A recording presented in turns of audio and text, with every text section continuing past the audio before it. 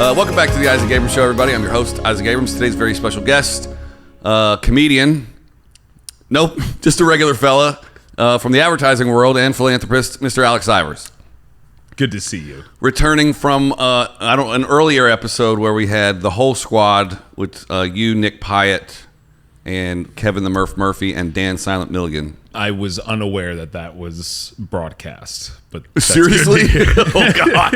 If you ever get canceled, it's going to be because of that episode. Yeah, I should look it up. Nah. I might have made it private. You did make it private, clearly, but I should look at it. Everybody check out. I should look up what episode that is and put it in the description. Welcome to the show, Alex. Please don't. Thank you. Yeah. It's good to be here. Alex and I moved to California together in 2006. Maybe I'll put this episode out on the anniversary of our moving to here. Do you know when that was? I don't. September 5th, 2006. 5th, 06. 506. 09, 05, 06. 867 5309. My social security number is yeah, so we've been around each other for a number of years. Yeah. I don't know if there's anything I don't know about you, so this might be a tough interview. Well, there's one thing I wanted to tell you. Oh, please do. Well, we just taled about it outside. I'm pregnant. Oh, okay, great. What's the gestation period? 18 years. I'm going to need to go see HR in a minute. Yeah. My notes from the last episode. Yeah. I'll just play with them and it'll sound like paper. Oh, I can tell. I don't throw it on the ground. I can tell you'll be doing that the whole but time. Now I don't have anything. Same thing. You got to throw the pen. Everything must go. What's the late night host I just kept singing? Is it David Letterman? He would throw. Yeah, he'd throw the cards. Yeah. Yeah. I should do that. Yeah. Yep. But now I have no way of taking notes. I don't know that you need to take notes. I don't think I'm going to note this one. Yeah. Nothing noteworthy. There's nothing notable. Nothing notable. I'm just checking the cameras to make sure we're not seeing your nuts. Let me know how I need to sit so that you can see them. Oh, there's one. Yeah? Did you get one? Yeah, we got a nut. It's a piece of my chips that I ate hanging on my leg hair. Yeah, it's a nice thing to have. Oh, there's another one. Chip hair? I was really sloppy with those. Yeah, well, it is summer. Speaking of hair, have you come to the point in your life when you need to start, like, not just thinking about the hair on your head, but the hair in your ears, in your nose, the hairs that grow much longer than others in your eyebrows? I got one that grows out of my right ear that feels insanely good when I pluck it. I look forward to it growing so I can go bing. Wow, you look forward to it? I love plucking that hair. Let it go longer? Because it tickles the inside of my ear a little bit. And I'm like, oh, it's ready. Oh. And then I fucking get in there and yank it out. I wonder if there's people that have like ear sensory fetishes. Clearly, there have to be. Yeah, everyone's got a fetish. If there is a thing, someone wants to fuck it. Oh, that reminds me. We used to wait when we were in a band together. We used to wait till someone was physically taking a sip of pheasant in their hand, waiting to kill pheasants, and then while they were taking a sip, we would pull one of our balls out of the top of our pants and go, Fact. "How's that soda?" And then they would spit the soda everywhere. Yeah, I used to do did I sit in some gum here? Oh, God. Is this gum? Can you see? Are you clear? You're clear. Oh, God, you're brailing right now. Brailing? Yeah. Is that what's that? That's when you can, or braining. Is it braining or brailing? Oh, braining. Brailing is confusing because that is how you communicate when you're blind. Or when you drive off the side of the road just a little bit. But I guess that's how you intake. Well, some people that can't see can't talk. I mean, that's true, but I didn't specify. Are you being ableist right now? I sure am not. I'm trying my hardest not to be. Oh, this whole episode is going to be Inside Baseball. Yeah. Welcome back to Inside Baseball. Well, a lot of baseball is played indoors. So. No, it's not. It's America's pastime, and it's played outside. Well, I was just at a baseball stadium. The Diamondbacks, they play inside. There's a roof and everything. Indoors. Arizona? Yeah. Okay. Other than inclement weather geographies. I think you would even say that is overly clement weather. I wouldn't say that. But you just said it, so I'm embarrassed for you. Well, inclement is... Well, maybe I'm putting it in a box that it doesn't deserve to be in. What's in the box? What's in the box? What's in the box? Best movie of all time. No, but it's. I mean, really clearly good. they should just throw all the other movies out. Have you seen Casino lately? That movie is great. I've seen Casino recently, but I haven't seen Casino lately. Is that the fucking sequel? Yeah, recently is the first one. And then lately, they followed up. It didn't have De Niro in it. It didn't have Joe Because he's Pesci. dead. No, is it? You don't have social media. He died today. No, he didn't. No, he didn't. Oh, God. This is coming out in so many weeks from right now. Who knows? That's true. Olivia, Congratulations on dying, Robert. Olivia Newton-John died today. Did she? Yeah, so that's how you know when we recorded this. You know, why is it that it seems like everyone's dying in the last 18 months, but like once every 5 years, someone died prior? Like, Social media. yeah, okay, that's fair. Because why? Yeah. Because before it would be like, oh, that dude. And be like, oh, no, he died 6 months ago. And you're like, CNN isn't going to take up precious airtime and be like, Olivia Newton-John died. no, but like when you shit for the first time in the morning, you're scrolling through Instagram. It's like 75 pictures of Olivia Newton-John. You're like, oh, that bitch is dead. Yeah. Yep. I shouldn't say she's a bitch. You should cut that out. It's I'll bleep it. yeah. I'll make it sound worse. Like that beep is dead. Yeah. Sometimes you have to leave shitty stuff in so it doesn't sound worse when you bleep it. I'm going to unnecessarily bleep you when it's funny. Oh God. Who does it? Please do. Am I just making all David Letterman references now? I think it was Jimmy Kimmel. Jimmy Kimmel Yeah. did that. Yes. Yeah. Or no, Fallon. I think it was Kimmel. It was one of the Jimmys. Yeah, one of the Jimmys. Have you ever jimmied anything? Yeah, sure. Like the credit card in the door. That's in a the door jimmy. jam. Yeah, that's a a jimmy. Technically, Yeah. I've jimmied a door. You know, like if you lock your keys in your car, you can, get something behind the window and then pry the window open. You can kind of make yourself an arm's worth of egress in there to press the unlock button. That's One a does. jimmy. Yeah, one needs a full arm's length of egress. Yeah, that's a good motto. It's a decent tattoo. It's not a bad tattoo. It wouldn't be like top 10 tattoos, but it would be maybe top 12. What is your most regretted tattoo? I only have 3, and I would say all 3. You regret all three. I mean, come on. What are we doing here? Do you know this story? 25th mean? birthday before I okay. met you. Uh-huh. 26th birthday Okay. before I met you. And then North Carolina when I was drunk, when Craig got North Carolina up here on his like flabby ass arms like I have. And Yeah, I was gonna say. now he's jacked now. You live in a glass house in this one. Well, I'm getting there. Yeah. By the time this comes out, I'll be in shape. You know what? If you live in a glass house, you should not get stoned because you would get so paranoid in that Right. glass house. That's true. Also, if you were super stoned and you did live in a glass house, would you build it over a river so you could look straight down and there'd be water under you? 100,000%. But I think it still stands that you'd be paranoid as fuck because, do you have this, like anytime anything in your periphery moves, you're like, huh, what's that? Only when I'm outside. Okay. I notice it more and more, as time has gone on, that like there'll just be like a reflection in a window, like a tree will move over here, reflect in the window. I'm like, there's fucking something right by me. Yeah. I think maybe it's in like my deep genetics somewhere. I Yeah. was hunted. Well, the last 2 times that I've been accosted by a homeless person, I had headphones on, and they came at me from behind, much like my boyfriend. Sorry. Couldn't resist. At you or? On me. in and around me. No, but boy. I had an experience just outside the studio here when I was walking back from the store or Starbucks or something, and this guy was on one of those e-scooters, and he missed me by like this much, and I screamed like a little girl, like a very little girl, like one of your little girls. They scream a lot. Oh my God, so loud too. I think when you don't have a dog, but if you had a dog, I would give it a bone, and that you'd be right to do so. and then I would be knick-knack paddywhack. Sorry to derail you from the dog story, but Yeah. There's a great, well, I'm not going to say it's a great joke. There's a joke in there somewhere. But it's an old phrase. no, I'm aware. You have 2 dogs. 3 dogs. Oh, 3 it's a one upping. it's a 2-kid day and a 3-dog night. I can't give you that one. The problem with your jokes is that they're not funny, but you laugh so hard at them that I'm laughing at I don't know your that big was a hard ass laugh. fucking face. I kind of just sent my saliva into my sinus. Anytime you try and hold back a laugh, like It's bad for you. Other people, yeah, it is. Yeah. Your face can get stuck that way. Well, have they ever disproven that wives' tale? I don't know. I've never been married. You know what? Here's the thing. We should start calling them, first of all, husband tales. Just because we've been calling them wives' tales for too long. Yeah, it's time to trade. Yeah, we got to even it out. We should also refer to people as father fuckers.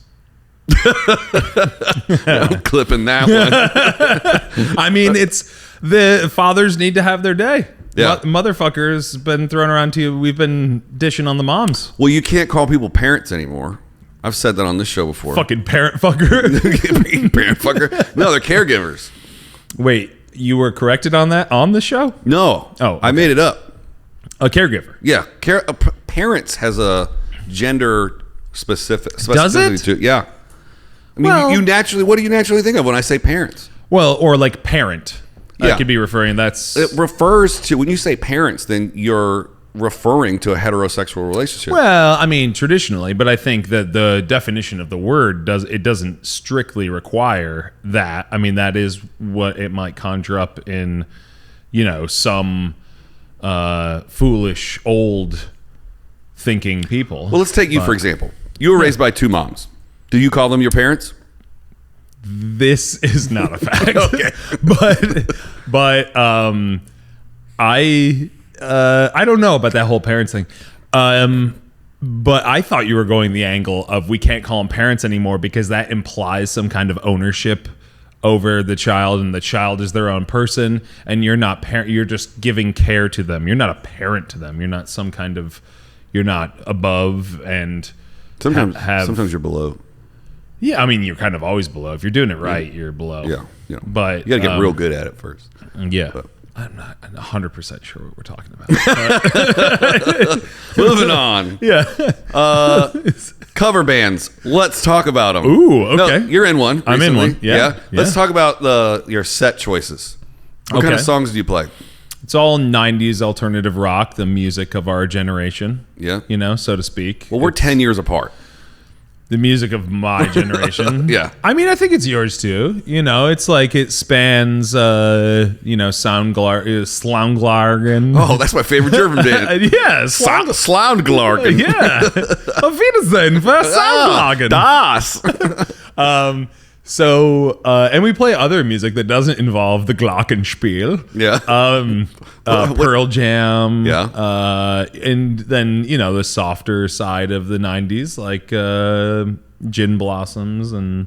All right, how about this? I'm going to ask you the same question I just asked Misty a couple episodes ago. Sure. If you could stock your dining room table, however many people that does it hold, how many people does your dining room table hold? 8. 8, okay. So you, and then you could pick 6 musicians, living or dead, to have dinner with, and then there's a bonus question at the end.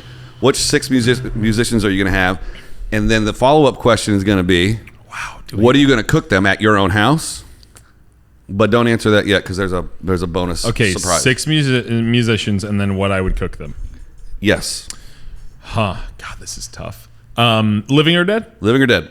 I love John Bonham, but I don't know that he'd be a great dinner guest. So Frank Zappa, for sure. All right, because Frank. I think he'd be a great dinner guest. Mm-hmm. Let's see, Brian Wilson, because he lives like a mile from me, so it would be an easy drive for him. Yeah, that's nice. Plus, he'd also He could have one too many wines and probably get home safe. Yeah, I mean, maybe. Yeah, he'd probably have more than just wine. Mm-hmm. So let's see who we have: Frank Zappa, Brian Wilson. God, this is going to take forever. Is it really? I mean, for me to answer properly, I think me to really make a commitment on these dinner guests, I guess it's not actually happening, so I don't have to care. It's really not. We're not going to send out the invites. Okay. I think. You got to throw one of the Beatles in there. Oh, do I though? I mean, I guess Paul McCartney would be an interesting one because I think he has the most perspective, and I think. Well, he lived the longest. And all things considered, I think he was by far all things considered, the most talented Beatle. Can you really consider all things?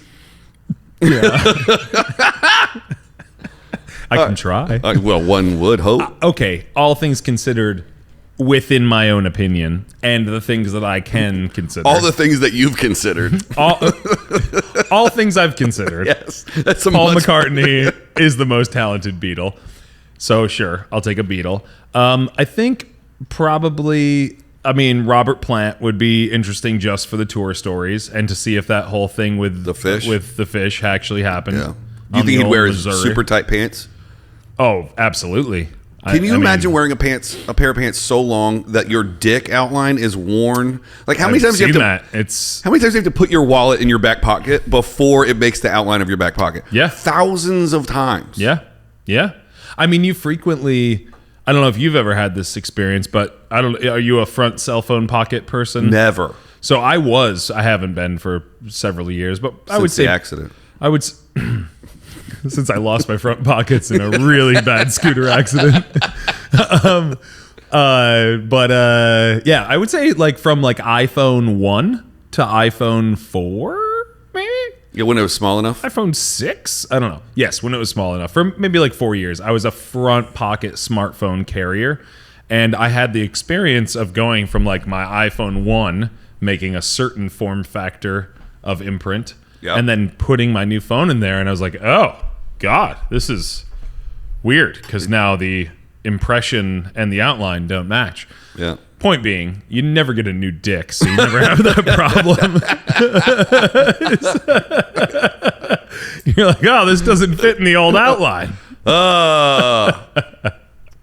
That's a hot take. So you got 2 left. Who else you got? Oh, yes. Right. Wait, yes. what's the answer to how many times you have to throw your dick in those jeans? Oh. It's 1,000, right? I would say it's kind of like how many hours does it take to be an expert at something? 10,000 hours? 10,000. I think it takes 10,000 hours for your jeans to be an expert on your dick. But you're Robert Plant. How many pairs of jeans do you have? You said 1,000 days. 10,000 hours is roughly 1,000 10-hour days. So I think we're there. I think this whole 10,000 hours thing should be considered in other places. I think 10,000 hours is bullshit. That's what it takes to become a master at something. A master, yes. For your you can jeans get pretty to good a at something in master. like 5 or 6 minutes. You can be pretty good at something like now. I was born good at stuff. Name 3 things. And then I'll finish my dinner. Jet skiing, paragliding, and hamster breeding. Have you ever done those last None of those 3 things. Yeah, okay. You never been on a jet ski? I haven't. I have not one time in my whole life been on a jet ski. The amount of times you've mentioned jet skis in my presence and you've never been And on this show, I did 10 minutes on jet skis with Lori Douglas. You might love them so much because you have no experience with them, you know? I am fascinated. I lust after the skiing of jets.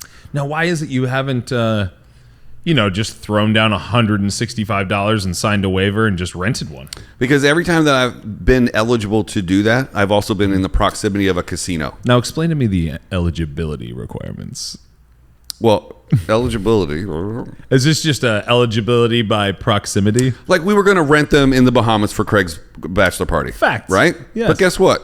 There's a motherfucking casino next door, and that 160 goes into slot machines better than it goes on the water. I see. That makes sense. Okay, so Eddie Murphy technically is a musician. All right, because, we'll take it.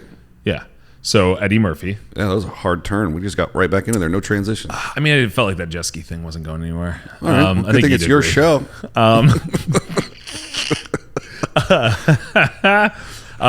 One left. Do you remember all the rest of them? You don't have to answer. Well, if I had my fucking papers. Okay. Yeah. I might go get them. Yeah, feel free. All right. I'm going to get them while you can walk around my studio while I think. All right. It wouldn't be Stevie Nicks. I don't really give a shit about Fleetwood Mac's tour stories. Well, we don't have time to cover everybody who wouldn't be. Let me finish. Every musician you wouldn't invite to an 8-person dinner. And then I have to guess which 6 are left. It's just pick somebody. Okay, we really got to move on, don't we? This is boring as fuck. I'm in the room. I'm right here. And this sucks. Imagine sitting in your car listening to Peter Frampton. All that for that? He's not even a lady. Wait, now? Yeah, I don't know. Janis Joplin. I just want to know how she died because I don't feel like Googling it. So I would ask her and then I'd be like, thank you, Janis. Could you please keep it the fuck down because you're out of your goddamn mind. All right, I got Frank Zappa, Paul McCartney. Yes, facts. Who's the guy from Zeppelin? Dick guy. Oh, Robert Plant. Robert Plant. Yeah. Robert Plant. Robert and his plant. Robert's plants. Please bring a plant. If he asked me what to bring, if he was like, "Oh, what should I bring? Should I bring some wine or some beer?" Plant-based salad. Just a please. plant, thanks. Just one plant. Just a plant, like a 6-inch pot. And then he shows up with nothing in his hands. He's like, one plant. And somebody orders some plant. I forgot the other two. I don't know if there was 2 others. You picked 6. You had 6. You picked 6. Isn't that a lottery thing? It is. I learned a lot about the lottery, but we'll pivot to that later. Oh, I want to hear. I don't know anything about the lottery. Oh, except for I can't win it. Well, not with that attitude. That's true.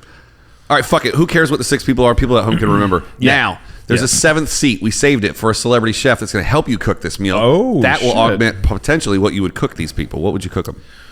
Ooh, I would do, like the is it cake thing? Yeah, unfortunately. I would have that celebrity chef just be like a sneakerhead. Pick any of them. Any hip hop artist that knows sneakers, and I'd just serve everyone sneakers, and I'd be like, cake? "Is it food?" And I'd be like, "Here's the trick. None of it's food. Enjoy your sneaker." What? Oh, it's actually sneakers. Yeah. That's the dumbest answer I've ever heard, but also amazing. But what if you had the Is It Cake chef make everybody their favorite meal, but it's actually just cake? Oh, okay. Can I change my answer? Yes. Is it too late? Okay, I'd have the Is It Cake chef, whomever the fuck that is, or whomever the fuck they are. I would have them. I would figure out who their rival was. So, like, probably for Robert Plant, maybe it's an actual plant. I don't know. I'd figure out who their rival was, and I would also find out what their favorite dish was. And I would have, like, if, for instance, let's say I had Paul McCartney, who was on that list that we've actually remembered. I would have, if he was like, "Oh, spaghetti and meatballs," I'd have the Is It Cake guy make it to look like John Lennon. So he had to eat John Lennon's face, but it was spaghetti and meatballs. So instead of Is It Cake, it's Is It Spaghetti and Meatballs? Nope. No, that's not the point. The point is that I would make them eat their favorite meal in the likeness of someone that they have some issues with. You have some problems in your head. Yoko Ono, I guess, would be better. Hilarious. And then instead of cake, it's spaghetti and meatballs. It's Yoko Ono's spaghetti and meatballs. We should start a show called Is It Spaghetti and Meatballs? I think we just did. That's the name of this episode. Remember in the early internet, back when I think it was before Instagram, but remember Will It Blend? Oh, yeah. I smoke. When he blended iPhone. Dude, we were poor when that happened. And that iPhone was like $1,000. Oh, yeah. We were like, what are you doing? I don't even have an iPhone. I remember watching that and wondering how he could justify it. Right. You know, like this video is just for my giggles. Yeah. You're not making money doing this. And guy. that guy got 10 million views probably. Yeah, but did he monetize it? Like, were they really? Of course were they running monetized. ads to the degree that they are now? Were they? The minute you get 1,000 subscribers and 4,000 watch hours, you become a partner in the But program. that's in 2022. Oh, was that the case in 20? No, the 2009? original partner program, you had to get like 1 million views or something. So he was probably Well qualified just for the one video with the iPhone. Yeah, oh yeah, He made a series. Yeah. Will It Blend? Yeah. Yeah. It was the Vitamix blender. Is that right? Dude, if that was a marketing campaign just for that blender, I thought it was. I thought it was just a guy being an asshole on the internet. It can be both. Okay, so what people at home don't know is that you're in the advertising business. Truth? Have you ever come up with a concept like that went that hyper viral? No. You're not that. Or is it that your team hasn't come up with that idea, or the client won't go for it? Well, it's a complicated kind of mix of things. You know, it's budget, it's risk, it's creative, it's the brand itself, it's how seriously the brand takes itself, or how unseriously, how risk averse or risk prone, or there's so many different things that go into advertising. Wake me up when your boring ass answer is over. Your toes, relax your toes, relax your feet, relax your ankles. I'm relaxing my asshole. Relax your cankles. I should have said asshole. I should bleep that out. Yeah, we should beep it so it sounds way worse. Can't say asshole. You know what? Instead of beeping, you should just do like the bad overdubs where you go in later and then you say something else, but you say it really loud. Rhinoceros. Yeah, exactly. Relax your rhinoceros. Yeah, that's funny. Yeah, it would be. I need to have a little VO studio at the house, which is where I edit this show. Absolutely. But you were saying about advertising? Oh, yeah. The long and short answer is no. Well, I think, one, no, I'm not famous. But I think, it's challenge. It's when people say it's like kind of like lightning striking, I think that is true to some degree for sure. But also, like the desire to be viral, the desire to do something that fits really well with your brand, but also like slides right into the slipstream of the zeitgeist at just the right moment for everyone to share away. It's not totally unpredictable to create something like that, but when you're just making it on your own and you're just sitting here and you're saying the requirements to make this 15-second clip are just to make it funny and shareable. Yeah. They're doing that, any brand or any product is doing that, but then they're layering on requirements. We've got to say this, we've got to do this, we got to not stray here, and you're like slowly closing that box down. Yeah. And so every requirement is one less view. It's or almost 10 less people that are going to share it or whatever. It's almost like I'm going to make a really dumb analogy, but maybe it'll make sense. If you had like 10 million lottery tickets just sitting here, right? Mm-hmm. Like somewhere in there is the winner, right? But if you're just you and you have no requirements, you can accept any of those 10 million. But like, Coca-Cola wants to create a viral ad, or maybe Pepsi, who did a really nice job of just nailing the message. They did the opposite. They did go viral, but for the wrong reasons. Oh, right. Yes. It's not always positive. What if that was the point? But the thing that they do is they throw out 100,000 of those lottery tickets because they're too much of a risk. They throw out another 100,000 because it doesn't fit with their brand strategy all up. They throw out another 100,000 because it's, the moment or whatever, or it's too whatever it might be. They throw out another 500,000 because the CMO doesn't think it's a good idea. And then instead of having 1 million tickets that you can scratch and be a winner somewhere in that million, you're like now down to like 40,000. So it's just the more requirements you heap on any art, period, just it narrows what you can do. Yeah. So the odds of like, it's got to be a perfect storm for the right brand to give you the least amount of restrictions and enough budget and enough time to think about it. It's part of the reason that brand partnerships are so important with influencers because, it's more of an issue now than it has been in the past. I mean, I would say when influencer marketing first started being a thing, it was kind of like a silver bullet because it was like, hey, it's not us. We don't have to own Isaac. Mm-mm. He's just got to have the viewers. We give it to him. If tomorrow he decides to raise hamsters just to turn them into fleshlights, that's his problem. Yep. That doesn't reflect on our brand. Right. And so they could, bogart your users or borrow your user base to get a message out and kind of get guaranteed virality through influencer marketing. Nowadays, people are, the public is a little bit more discerning. And almost everybody at this point is like a micro influencer. Maybe not almost everybody, but yes, yeah. I mean, micro influencers are a huge market. I mean, I think that terminology is shifting, right? Because now everybody has at least 400, 500 followers, right? So there's now micro brand deals too, where it's like you can make $4 if you say Pepsi. Or, I think there's whole platforms dedicated to that. Yeah. I mean, you can also, being a influencer or an influential voice in any number of, I and my company does a lot of tech marketing and niche tech marketing, and there's influencers in those worlds that have huge influence on a small number of very influential people. Right. But if those are the decision makers to create a transaction, that's all you need. Yeah, I mean, it's like... think about it as like a drug dealer. Yep. Like if I want to sell dime bags on the corner, I've got to figure out how to let 200 people know that I'm selling dime bags on the corner. But if I'm pushing weight, as they say on those same streets, but on down the block a few blocks, if I'm trying to push weight, I've just got to find one person with 10 grand and I can double up right now. Yeah. So that's the game that, corporate marketing is playing. They have, that's a whole fascinating world too, where it's like we are making this spot. We're out here shooting this shit to give it to one person. That's right. I mean, that guy's going to make a $40 million purchasing decision. That's right. And sometimes, even more interesting, a lot of times that one person isn't known. Like they're creating budgets based on, hey, our average sale in this tech product or this cloud service or whatever it may be is, $150,000, $500,000, $3 million, whatever it is. And we're putting, $200,000 or $300,000 under this demand gen marketing budget. We really only need to make 1 or 2 sales.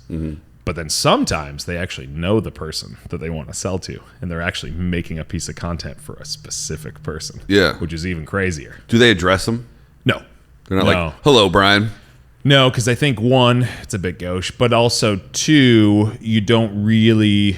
I think that would harpoon the marketing to some degree, and you also want to have the knock-on effect of other people, the people you aren't marketing to, all of a sudden being a found audience. But do you ever use the strategy where you specifically try and make a piece of content for someone in hopes that they will share it with their CTO or their CFO or I've heard tech advertisements on some podcasts that sound like medication podcasts. It's like, ask your CFO about blah, blah, blah. It's like, yes. Good answer. Well, I mean, a big... Was that a bad question, though? Did I phrase it right? No. I'll take it the way that I heard it. So, yes. And part of that is because, especially the last... I mean, it's kind of always been a thing, but people have really started saying it out loud the last 5 to 8 years.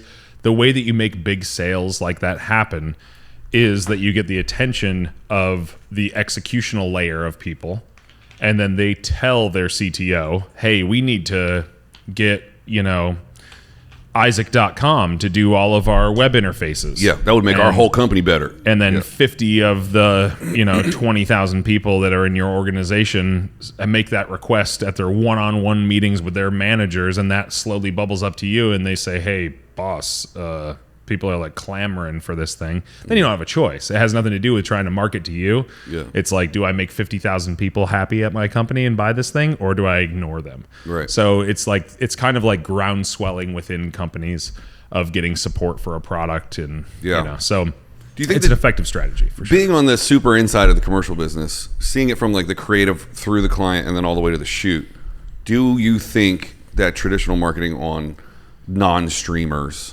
like CBS, ABC, cable, do you think that's going away? I absolutely do. Yes. So how does a business like yours plan for the future? Well, I mean, we don't do that much traditional broadcast, commercial marketing through broadcast channels NBC and CNN and those. I mean, I thought part of the reason I got out of commercial production in 2012 was because I saw that writing on the wall immediately. When I was streaming Netflix off of my Nintendo Wii starting in 2009, I want to say I started doing that. As soon as Sounds a little early. Maybe it was 2010, but it wasn't any later than 2010. It might have been 2009. But ever since I started doing that, I saw the writing on the wall of okay, there's too much choice here.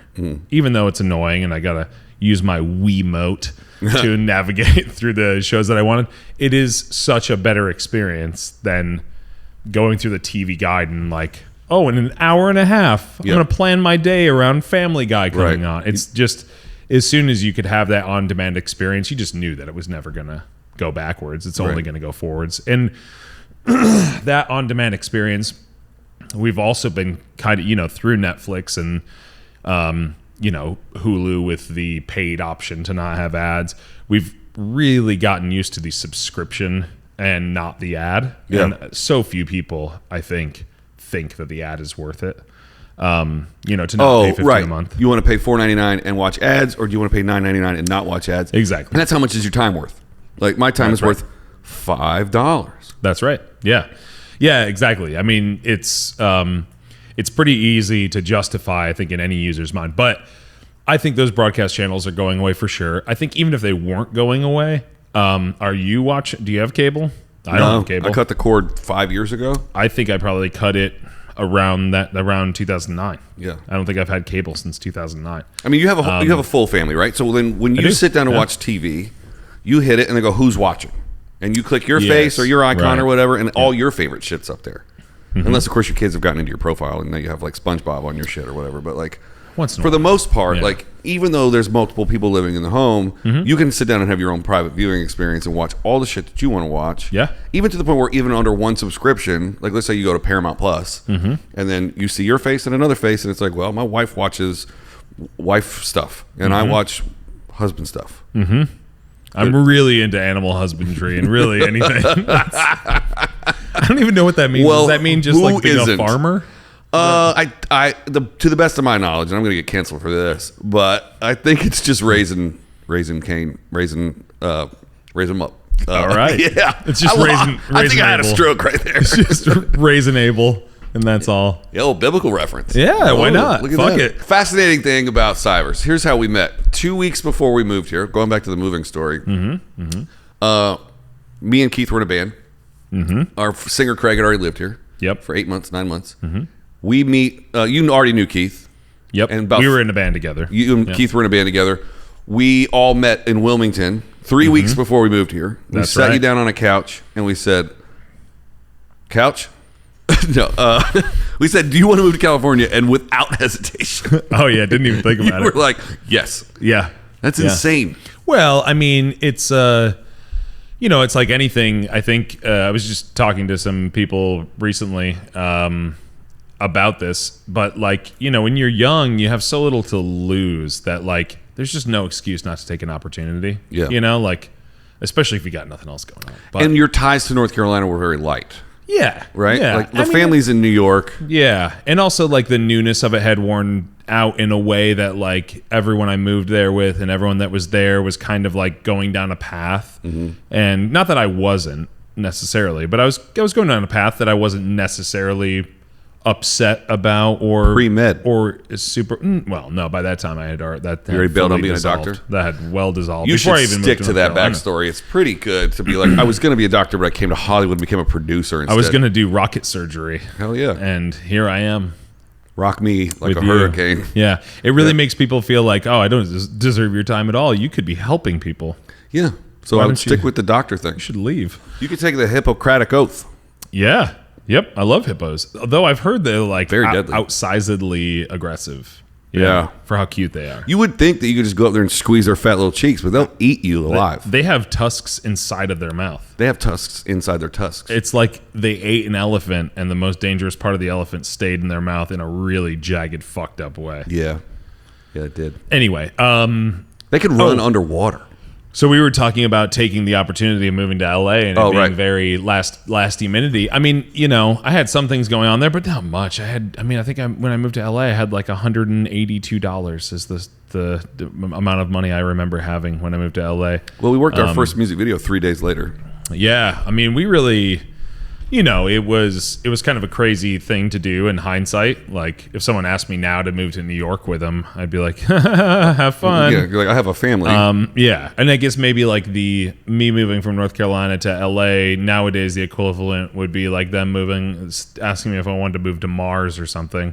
Yeah. And that would be crazy for me to do. Wouldn't do it, but I have a lot to lose now. Exactly. And you put down roots, right? You have a home. Yeah. So what would it take for, this is a silly question, but what would it take for a company, i.e. your company, to get you to move somewhere, anywhere, literally anywhere? Oh, like what? Like If they were like, we need you in New York, or gotcha. Maybe even London. Let's say London.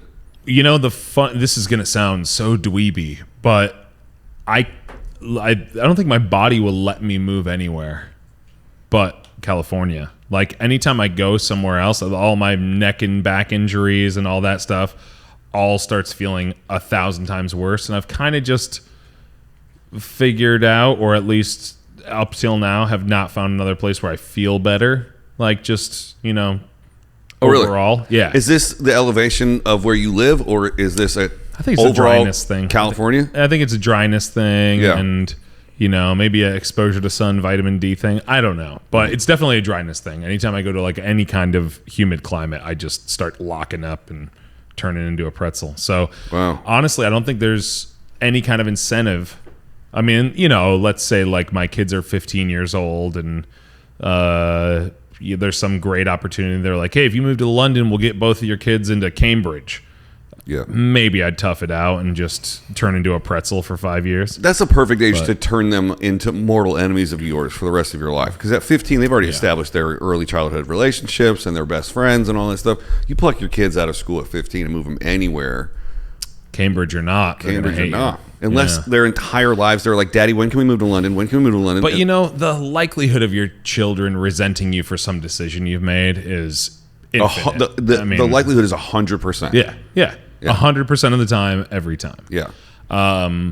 So, yeah, I mean, I think... So they're going to hate you no matter what you do. Well, I mean, I hope they love me more than they hate me, but they're going to have their own perspective on my decisions and their mother's decisions, and of course. But, I mean, I think, you always hope, that they're going to resent you for more when they're 20 than they will when they're 30. And you hope that by the time they're 30 and they give you a call one day and they come around and their frontal lobe has hardened sufficiently, they'll call you and say, you're a great fucking dad. Yeah. And I'm sorry I gave you such a hard time about whatever the fuck I gave you such a hard time about. Well, after a certain age, you start growing closer in age, right? So if you have your kids when you're 25, then when you're 50, they're 25. But when you're 75, they're 50.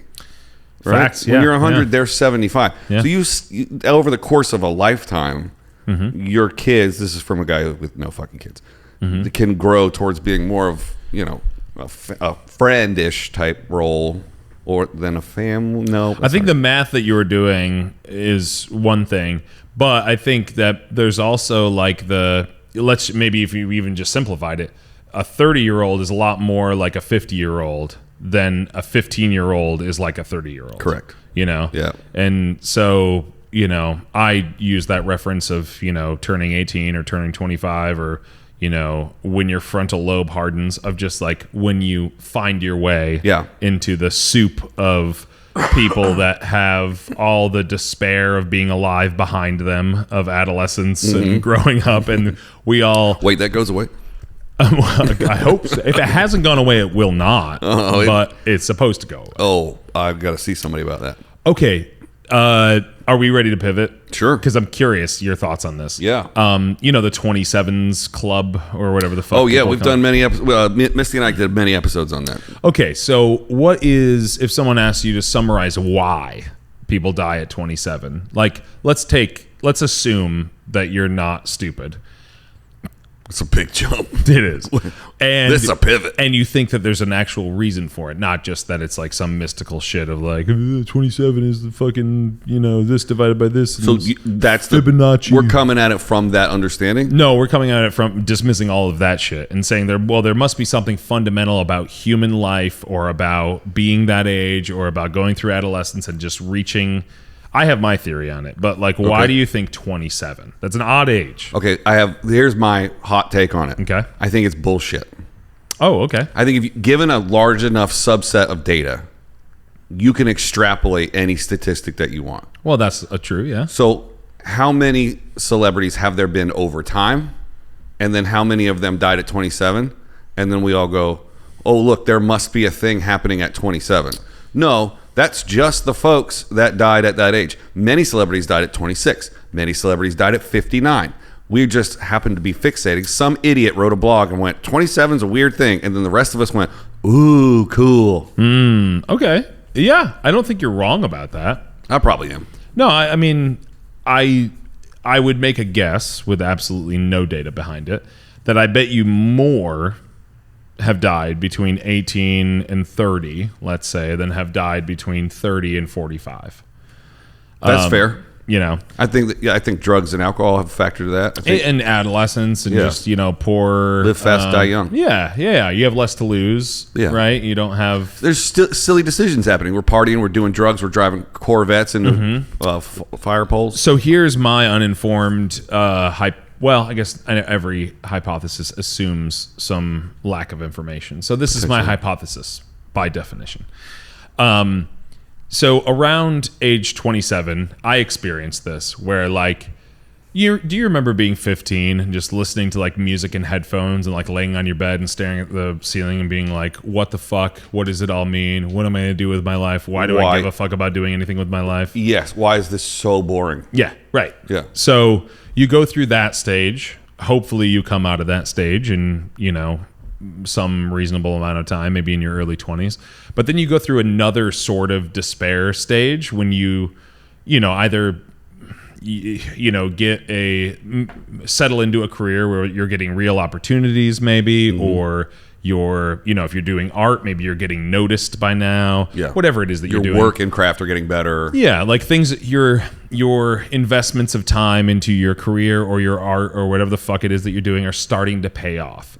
But you're not yet at the stage where, life has been figured out or that, whatever. Yeah. So I think that around that age, and I don't think it's a 27 thing. I think it's a very astute point you made that we're kind of hyper-focusing. We're creating a thing out of nothing. Yeah. So I agree with that. But I think part of the reason that there is such a large sample set in that part of life is because it's kind of the transition. You got over the teenage angst, but now you're like in the late 20s angst, which I think for me was much harder than my teenage angst. My teenage angst, I think I was ignorant enough that I could get around it without having to have a real answer for it. I just kind of grew out of it, didn't answer the questions I had, just stopped giving a fuck about the questions I had. Yeah.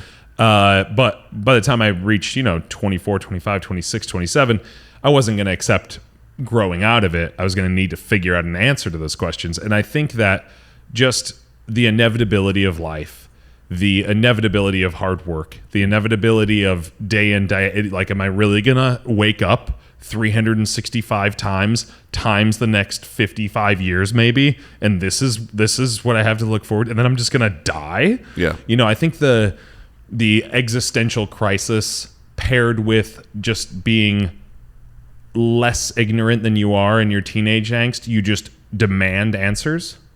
And I don't think life really gives you answers, right? You got to figure them out for yourself. That's why people have families. That's why people have careers that they dump their lives into, and really push for this golden goose of an accomplishment within their career or their art or their craft, or they have kids and then that becomes their reason to be, or whatever is it. But at that point, you have to find a reason to be, or you're not going to go on. Well, this is an interesting discussion because I'm on the opposite end of this discussion. No kids, no family, right? Yeah, but I don't think it has to be that. But yes. No. But I'm at that stage where if I'm going to do that, I need to make huge life changes. I've structured my entire life to be kind of float, freelance, don't really, I work when I want to work. I travel when I want to fucking travel. I report to no one but myself. I keep my bills super low, so I don't have an elevated level of responsibility, so I have the potential to chase this career or another career or do comedy and photography. So I think about, am I making an active choice to not have children right now? And then that plays into the existentialism of what am I leaving behind here? And if I don't leave anything behind but my art, is that going to be good enough? Is anybody going to remember me? And is the work going to be good enough? Maybe, potentially, or maybe not. But the problem for me in my head with having the kid thing is everybody says it's the most amount of love you'll ever experience in your whole life. That's for sure. It is. It's also the most work you're ever going to do. Absolutely. So and you also can't turn it off. You don't get to choose. You don't. That is an ultimate choice. Yeah. You're going to create a life. Yeah. You're going to spark a soul. That person's going to have these same existential dreads down the road. Absolutely. So for me, a little bit of it is not wanting to recreate this existence again. Yeah. Or be the reason that someone has that existential dread. I don't want to create a human to have to deal with some of the things that I've had to deal with in my life. But would you rather be dead? Well, in that case, you're just too much of a pussy to end it. Potentially. But with my blood pressure is super high, right? And I have sleep apnea. So every night that I go to bed, I wonder if I'm going to wake up. Oh, sure. You actually literally. And then when I turned 40, it was it's at least halfway over now. If not 75% over. Who fucking knows? One of these days when I'm going to have this fucking early heart attack from eating burgers since the time I was 3 years old. And we're going to go have a burger here in a second. Maybe tonight. Yeah. It might be the day. So what I'm driving at is... So could be the asteroid. So could be the T-bone at the intersection. Yes. So many things. If we even get to the bar. Yeah. But the dread thing and I'm steering off course here, but what I'm trying to drive back to is the point of like finding purpose and the hard work and all that other stuff. And I have a lot of friends that work very, very hard. And when they're not working on their main thing, they're working on their other thing and their other thing and then their wife's thing and then their family thing. They're busy all the time. I consider you to be one of those people. You get up at 5 o'clock every fucking morning and you not grind happy if I'm not busy. It's just the way it goes. And I am cool just straight chilling on the couch. Like, I mean, I think that's a skill. I think it's a skill that like a lot of people don't have for all the skill. Like I don't have that skill. I wish I was better at that. Like I think I'm probably suffer in some degrees or some ways. I am paying for not being good at hanging out. You know, I think you make time for hanging out. Like if all the guys are in town, you will stop what you're doing and rearrange your meetings to come and make you know, twice a year hang in Craig's backyard kind of thing. Absolutely, but like on the day, I think those, you know, those big obtuse moments. The acute ones are the ones that really count. You know, it's kind of like raising kids. It's like, you know, as you know, I was raised by my mother, had short moments with my father. Those moments could have been fucking amazing. They were fine. But even if they were amazing, 1 or 2 obtuse, amazing moments in the year isn't what makes the difference. It's the 365 times breakfast, lunch, and dinner and nighttime and waking up in the middle of the night with a night terror. Those are the ones that make a difference. And I think the same thing holds true with you being able to relax and being able to like unwind and being able to be cool with not being busy. It's the, you know, 365 acute moments, not the being good at taking a 2-week vacation. I disagree. You do. I do. And here's my point. I think we're doing the same thing. What do you mean? I think it's a level of self-medication, right? So your need to stay busy. I'm when I'm chilling on the couch, I'm literally watching TV, right? So it's a self-medication. Like I need to preoccupy my mind with something other than my own original thoughts by watching this television program or being on my phone while I'm watching television. And I think that parallels with I'm going to go tinker on my motorcycle, or I'm going to put up a new fence, or a honey-do list, or taking care of my kids. So that's I think, true. Yeah, I think that it's almost the exact same thing. What we're all doing is just trying to keep the scaries out of our head, and we all do it in different ways. That's true. I mean, being good, I guess that's why people are indexing so much on meditation, because that's actually the other thing that neither of us are doing. It's just like being alone with your thoughts. Yeah, that I can't do. Not interested. Right. And why? But why? I mean, what is so scary in there that we can't just sit and be? I mean, I'm not like, oh no, but I think to me, the first thing I would point to is just sitting in a quiet room for 30 minutes is like, fuck, I could have done the dishes and I could, you know, throw in this load of laundry and I could have, you know, gotten the nail out of that tire and plugged it up and filled it back up and put it back on the winter car instead of it just sitting in the garage with a flat tire. You know, I think about all the things I could have spent that 30 minutes doing and it would drive me fucking insane. That's the reason I can't sit alone with my thoughts. You know, it's not the thoughts themselves. Can you do 2 things at once? Can you meditate and exercise? Can you meditate and ride a bike? Can you? I guess that is exercising. Well, you know, I listen to a lot of podcasts and listen to a lot of music, and I have recently started to just leave my headphones upstairs and go down into the gym and listen to nothing. Just listen to the sounds of my own stupid mouth that it makes when I breathe heavy. For those of you wondering at home, Alex converted his interior wine cellar into a private gym. It sounds more aristocratic than it is, but it's still pretty privileged and aristocratic. So not a great qualifier. So you're basically responsible for global warming. Yeah. I mean, technically I'm not driving to a gym every day, so less so than many. But not all heroes wear capes. I am a hero, and I think folks should embrace that. I wish we would start calling Subway sandwiches heroes again. I'm going to go get a hero. I think we'd have to probably preclude Subway's sandwiches specifically from being referred to as heroes. I didn't mean to mention the brand name Subway. I meant like a submarine sandwich. That's the proper nomenclature for the thing. We should change it from submarine to hero. Yeah. Yeah. Well, they used to call it heroes. It's my hero sandwich. And also, if you call a gyro a euro, yeah, you're a trash person. Is that right? Or is it the other way around? Yeah, no, it's the other way around. Can't have a hot take if you're going to fuck it up. I mean, it maybe becomes a hotter take. Potentially. Yeah. Yeah, I'm niching down on my show here. Niching? Niching. Ah. Niching? I like that as a verb. Yeah, I'm niching. Yeah, I'm niching. As right now. Nishi says. It sort of sounds like a metabolic thing. Did I just take us from like a super serious place when we were about to solve the problem to like I have to make a joke about this? Or I think so. Yeah, I think so. But I would say I think you started this down this line of thinking with I have a lot of friends that work really hard and like they've got to be busy doing this, doing that. I think that's to me that is the purpose that I've found in life is adding value to my own life. It kind of goes in stages. It's like, can I add value to my own life? Can I add value to my partner, my husband, my wife, whomever? Can I add value to my children's life? Can I add value to my friend's life? Can I add, you kind of go through this cycle, and it's kind of that, that adage of like, well, you got to love yourself first before you can help someone else. Yeah. You've also got to put on your own mask before you can put someone else's on. You've also got to help yourself before you can help someone else. You also got to be busy with your own shit before you can be busy with someone else's shit. Yeah. I think it's, I have a hard time doing that. I will prioritize my friends' needs over mine. That's not great. My friends are my family, but I will sit there and like leave dishes in the sink for 2 days. You know what I mean? Like, oh yeah, I do that too. I have a hard time like putting myself first. I mean, I think my dishes in my sink have nothing to do with putting thing. It just has procrastination, but I still get your point. It's a little naggy thing in the back of my head. That's like, you're a piece of shit. You should have done your dishes before you left today, blah, blah, blah. Mm-hmm.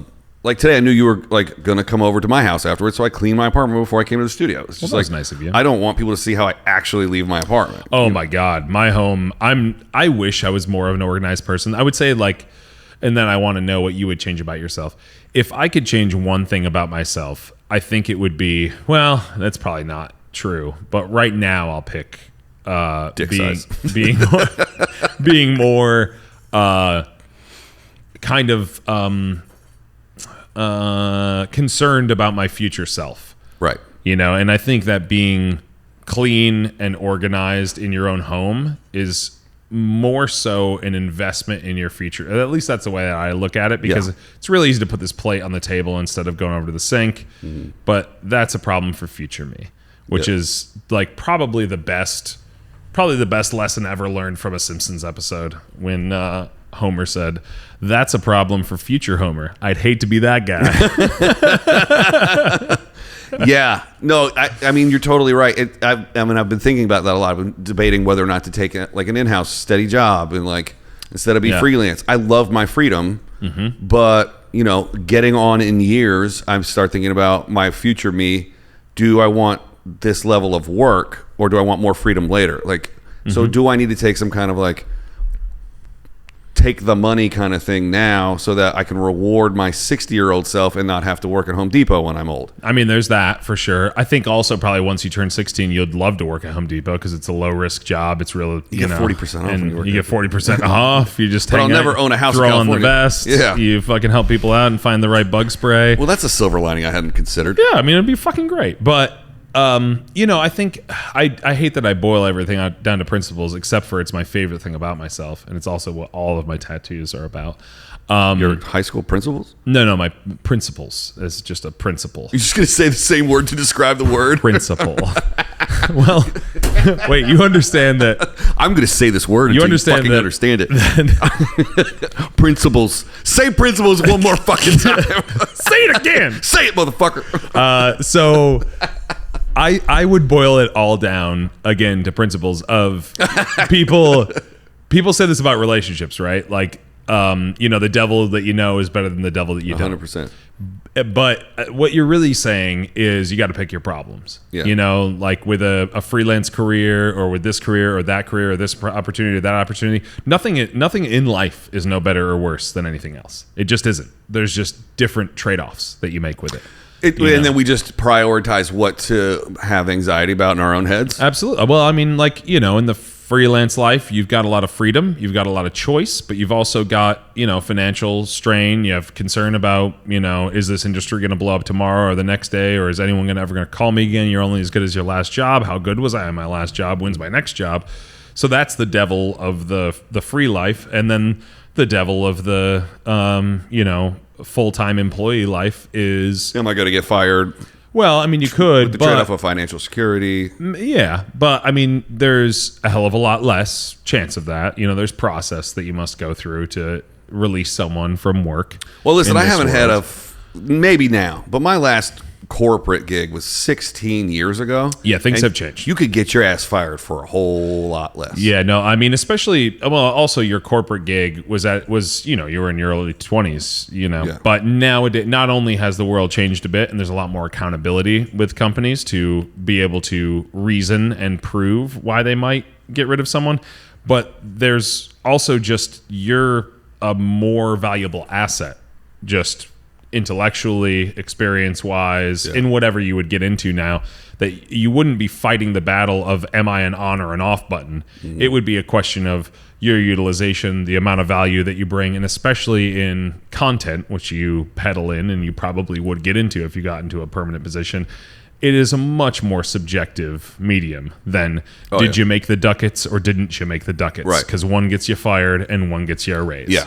Your quota was not filled today. Yeah, it's a much more subjective world, and also in advertising and the creation of content, there's a sort of an intangible value in creative people, and so it's very hard to quantify. It's it would take you, even if you sucked, it would take a long time to really realize, do you actually suck, or have you not gotten the right opportunities? Right. Have we not put you in a position? Are we hamstringing your So there would be that, but then there would also be these are things that you actively deal with your employees and where to put them in your company. Not me necessarily, because I'm not really in that, my position at our company, in which I am a partner at, not an owner.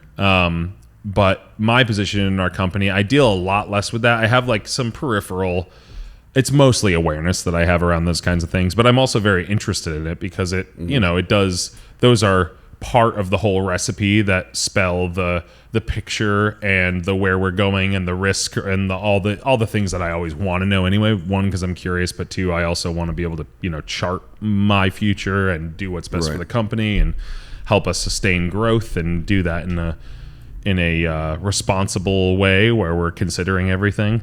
So I'm aware of this stuff. I don't really deal with it personally, but I would say that no matter what it is, you're going to have trade-offs. You're either going to worry about where's my money coming next week, how am I going to pay my rent, or you're going to worry about, do I really have to do this thing for the rest of my life? It's yeah, that's a good side of the other coin that I don't get to frequent very often because I don't sit in that boat. Yeah. I mean, it's like a relationship, right? It's like, do I, you're with someone for 2 or 3 years, or let's say 7 years, because the whole 7-year itch thing is a thing. Is it a thing like the 27 Club's a thing? Probably. Yeah, it's probably because people get itchy all the time. Yeah, for sure. People have a 7-minute itch. They're like, I got to get the fuck out of this dinner. Yeah. They just ordered spaghetti, and that makes me sick. I don't want to see you eat spaghetti. I'm getting itchy. Yeah.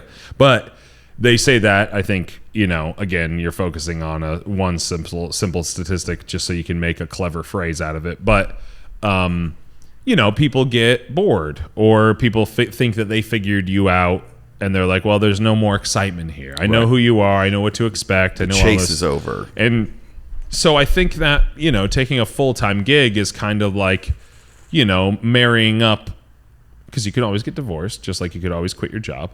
Marrying up into something that whereas I think the freelance life is like, I just want the freedom to swipe left and right, and I don't know if I'm going to go on a date tonight or tomorrow or the next day. Yeah. But I just like the freedom to choose, and both of them suck because you spend a lot of nights alone, or you spend a lot of nights sitting next to someone that you're like, boy, if someone else was in your shoes, we would be like starting a business together. We'd be going to Tahiti tomorrow if I was just with someone else. If I was just with someone else. Because that person sitting on the couch with you could literally be anybody different. Did you make the right choice? Yeah, and also, like, you're always gonna, it's just something that people do. They, whether you like it or even the most aware people blame some portion of their problems on people that are closely tied to them, This will be a loaded question for a married guy, but if you, stepping outside of, you would never do that, but stepping outside of your current situation, do you think that humans were meant to be monogamous?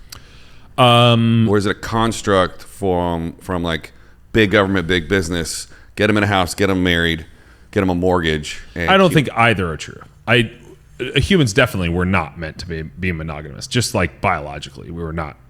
It is not the intention for us to be a monogamous. Right. The rarity in the animal kingdom of monogamy is like 1 or 2 species. Well, also, I mean, let's say you take away all the constructs you mentioned, we would be in small tribes, right? Like we'd know the same 30 or 40 people, which would mean we're inbreeding all the fucking time, right? Yeah. Like, did nature intend that? And if so, why is it illegal?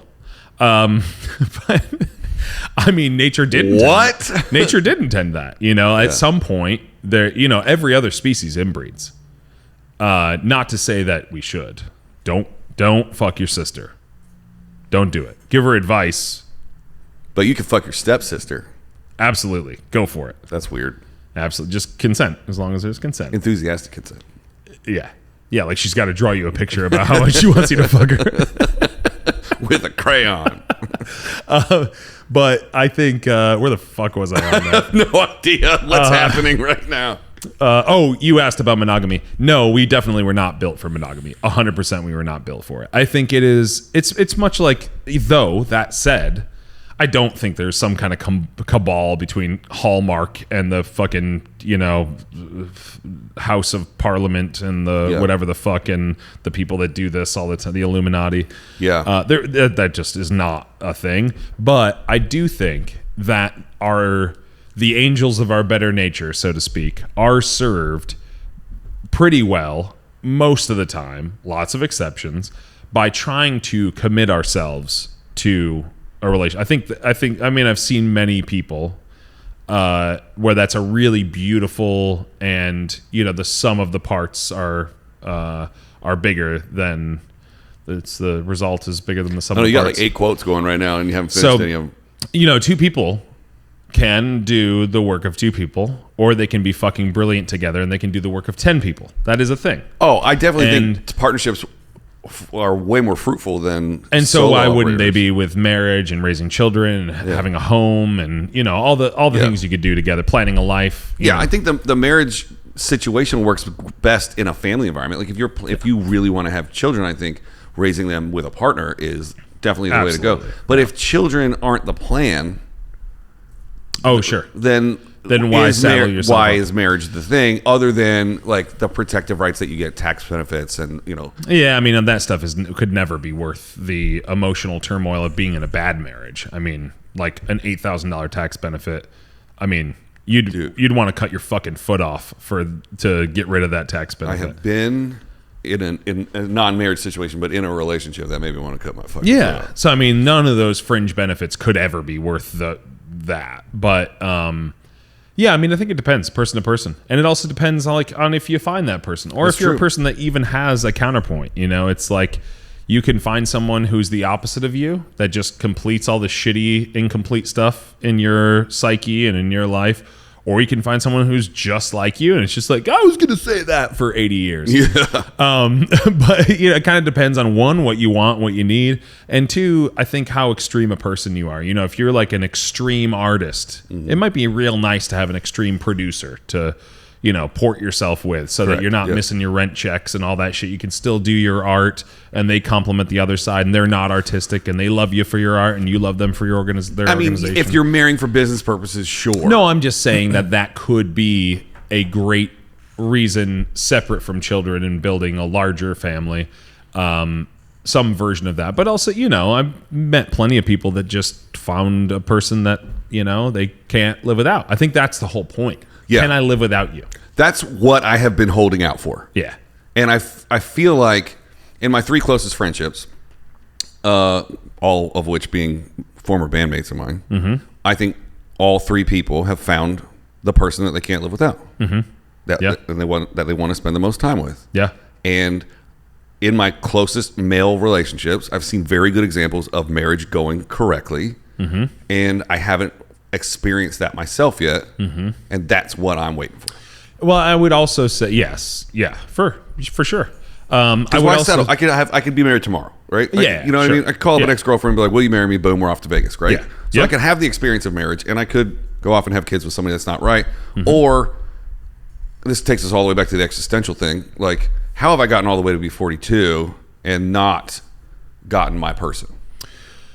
Yeah, I mean, that's not a question for you. It's just like that's what plagues me in my head all the sure. time. Yeah. I mean, I think also I think a lot of people are experiencing this. I think especially in your and my generation for probably a lot of reasons. But like, you know, not being able to live without someone isn't a decision that you make every single morning that makes perfect sense every single minute of every day. Right. It just doesn't. No. You know, like sometimes you're going to want to crush that person's face into dust and bury it at the center of the earth.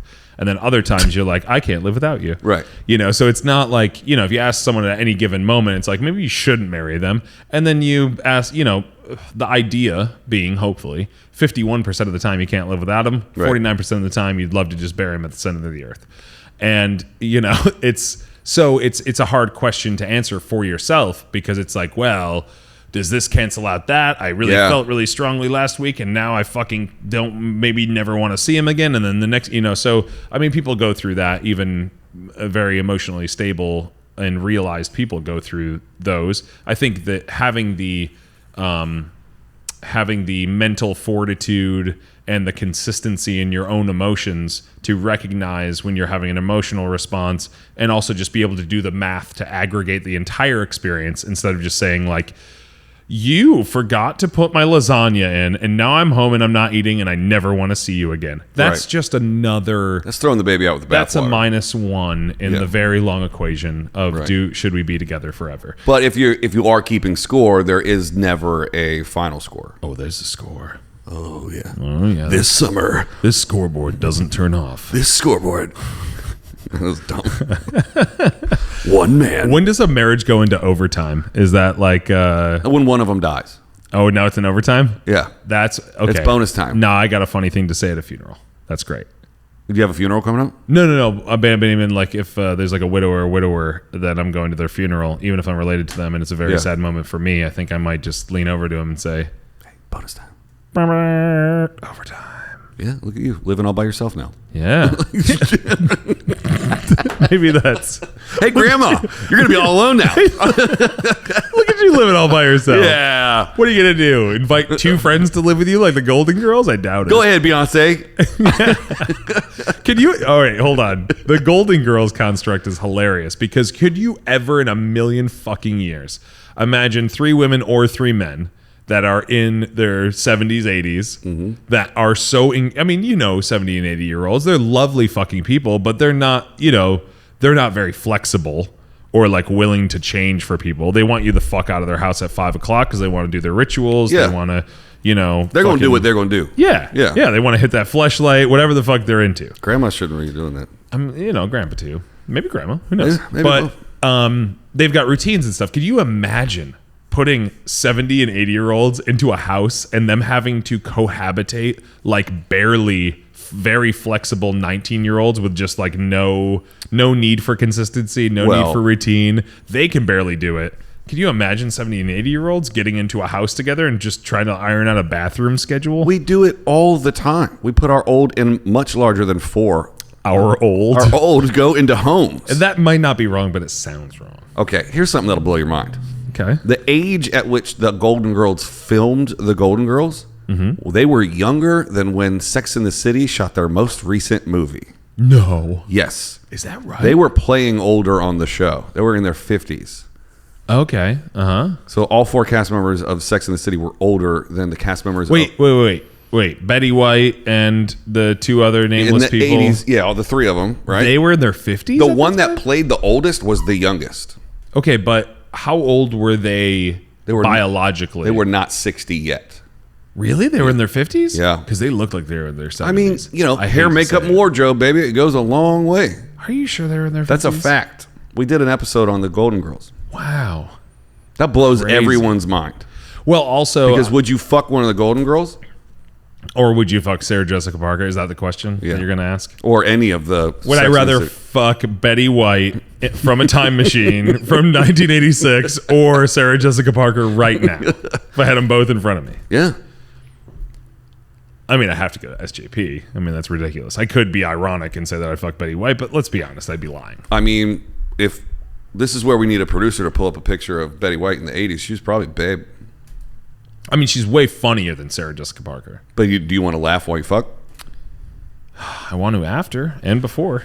It's just the moment during. That's the only time I don't want to laugh. The one time. Yeah. The one. Just- yeah. Yeah. Shut up. Shut your mouth. If she's into that. Yeah. I need you to enthusiastically. You know what? shut the I'm going fuck to change up. my answer. Betty White. All right. Betty White. Because I feel like, I mean, no offense to Sarah Jessica Parker, but she just seems like a not cool hang. And time travel technology would benefit humanity way more than you getting to bang Sarah Jessica So Parker. now we're talking that I'm taking one for the team. Basically. And I think she'd be a cool hang, too. Yeah, I don't know. Could I just request that she doesn't wear a blouse? Because she boo-boo? was always like in blouses, like wrist length blouses. I mean, I like to have sex completely naked, so I don't know. I don't know what you're Blouse wearing. on. Do you leave your t-shirt on? Is that what you do? You're a t-shirt guy? It's like I'm swimming. Yeah, It's like you go to the I'm gym for 2 hours a day just to leave your t-shirt on when you have sex. self-conscious. I want to go swimming with my t-shirt on. Swimming with a t-shirt on is a rough move. It's I totally get it. But it's also like, it's one of those things that's like, Mitch Hedberg used to have that joke. He's like, they should call, he was talking about Valtrex, but he's like, there's this ointment for, I won't try to do his voice. That's obnoxious. It's like, there's this, this ointment for, he's like, I have herpes and there's this ointment for it. They should call it a highlighter because it just makes it all glossy and shit, which is true. Which is the same thing of wearing your t-shirt in the water. It's Just like, accentuates your tits. yeah, there's just plenty of big folks Yeah. jumping in the water and no one fucking even thinks about it. But when you wear the t-shirt, then you're flying a flag of insecurity, which I get and it's fine. People are insecure at all different sizes, but it's tough. It's a tough thing because you are both insecure about it and you're drawing attention to the fact that you're insecure about it. Well, that's You know? that's awfully It's tough. mentally forward of someone to be that cognizant of their own behavior. Like, we Yeah. often draw attention to the things we don't want attention drawn to. Sure. Yeah. Like, I don't generally smile and show my teeth because I'm insecure about how the way my teeth look. You should be. They're hideous. Yeah, I'm British as fuck. I mean, Is that right? Do you like consciously like? I not- when I smile in pictures, I'm like, like I don't, Oh yeah, that's interesting. It's kind of the same thing as the T-shirt. And people in are the pool. like, and then when people look at pictures of me, it's like, you never smile with your teeth. I'm like, you don't want me to. Yeah. So now you're drawing attention to it. Whereas if you just smiled with your teeth, they'd be like, nice And picture. Now I'm talking about it on the internet for Yeah, so now you everyone. can never and do it everyone's again. going to go, look at this fucker's teeth. Yeah, let's get on his Instagram and get a good shot of his teeth. Yeah, you won't find it. You should post a thumbnail for this of just your teeth, like a close up of no, your teeth. dude. No. You should just do a close up of Jafar's teeth from Aladdin. Do you remember those? Or just Google worst teeth in the world and screen grab it. Yeah. Or just a really nice set of horse teeth. Well, I will have a really nice set of horse teeth. Oh, shout out Craig Cox. I'm gonna have a nice set of horse teeth soon. I'm going in to get them fixed. I love that you're calling them horse teeth still. Are you really? You gonna get veneers and shit? Yeah, I went ahead and got the dental insurance, and then you can't get major surgery until you have had it for a year. God, so. it's such a mistake to aim for perfection with veneers. Have you seen that when people are like, I want perfect teeth? Yeah, and then they look like a fucking monster. They look like a meth head. 100%. I don't want to get my teeth whittled down into pegs and put caps on. Like, we're gonna fix what we got. We're gonna pull the dead ones. We're gonna do some good shit. But like, Yeah. What if they fucked up on the the epoxy or like whatever resin they made the teeth out of, and like you just drank an orange soda? You're like, I haven't had an orange soda in years. And that's like the one chemical that dissolves your teeth, and then you put the bottle down, and you just have shark teeth. oh, like it just great. dissolved all your teeth. Yeah. So when we were talking about existential dread earlier, it's because you and I have the ability to create those kind of thoughts. Yeah, the worst possible scenario. Yeah. Yeah. If you had to go to Golden Corral right now, what would you pick off the buffet? God, it's been a long time, but I seriously loved Golden Corral in the time that I relied on it as a place to feed me, extremely overly feed me. One meal a day, $9.99. Yeah. Yeah. And I loved it. It was like fucking hallowed ground to me that I could only afford to go to maybe once or twice a week. Hollowed ground? Hallowed? Hallowed? Hallowed? Halal? Halal ground? I think they have a halal option. Yeah, it's in the back by the falafel. Yeah. It is the falafel. It's backed by the falafel. There's 2 trays. One's falafel, and then there's another falafel tray. Falafel, also falafel. Do you have a halal option? Yeah, it's next to the falafel. It's the falafel. Dude, I ordered a latte today because I always order Starbucks on the app, and I just wanted a decaf coffee, decaf iced coffee. And the guy was like, "You want a decaf latte?" And I was like, "No, I want a decaf coffee, just regular decaf coffee." How hard is that? And he was like, "Okay, decaf latte coming up." And I was like, "Huh, whatever." And why? And then I was like, "Can I get a splash of milk in it?" And he goes, he just looks at me like a fucking one of those dogs that's like, "Is that a treat for me?" And then I realized, I Googled as I was waiting for my drink, I was like, what are lattes made out of? Steamed milk. Yeah. And I just asked him to put milk on milk. Yeah. And I felt silly. Yeah, you should. But I mean, also he should feel silly for acting like there's not a decaf iced coffee option. It might have been his first day. I don't know. Now I'm defending some poor schmuck that works at the Starbucks on Cahuenga. Maybe he's rich. Maybe he's a rich schmuck. Maybe he is Mr. Bucks. Oh. If your last name was Bucks, would you name your kid Star? It'd be a move. It'd be a vibe. Star. Yeah. Like Star Jones. Do you think that was her original name? Dude, hell no. Do you think Isaac Abrams is my fucking name? You've been setting me up all this time? Just to say for that fucking one thing. 16 years. I've been running a pseudonym since back in the day. Yeah. I mean, the first 61 episodes, I called myself by my original birth name. By your Christian name? Yeah. So when someone says calling you by your Christian name, is that referring to your first name? Or is that your middle name, the one that you get when you hit confirmation? I think it's your middle name. And that's a Catholic thing, and I'm Christian. But Catholics think they're Christian, and it's really confusing. Confirmation is a Catholic thing? Yeah. That shows how much I know. Yeah, you got to go to school for like a week and a half and then do stuff. That's You're what on I camera, right? That's what I missed. Keep rubbing your beard on the mic. It's more my beard's fault. It's more my soul patch's fault. But there's literally going to be, a little over an hour of video. I have proof that I have soul. I have a patch to prove it. Man, you should quit music instantly. Just because you said that. Because I said that? I got soul, man. But there's so many musicians that have had soul patches. So many of them. But why hasn't there ever been a band named Soul Patch? Oh, I was going to bring up a terrible story about Ted Nugent that I just don't want to besmirch his name, but I think it's public knowledge. Do you think that all of those musicians with soul patches is the reason for the band Collective Soul? Collective Soul Patch. New band name. Do you remember that game that we used to play with Kevin Ennis where we would string together band names? I think Thanks for losing our latest album, Kevin. Appreciate you. Yeah. I think the long one that Kevin came up with was Murder by Death from Above, 1979 Days of the Newfound Gloria Estefan. Yeah, I don't remember that at all. You don't? No. Oh, yeah. It's a fun game. It's probably on that tape that is waiting for us to watch. Oh, the Snowbank tape. Yeah. You know what's going to be the very last thing on that tape?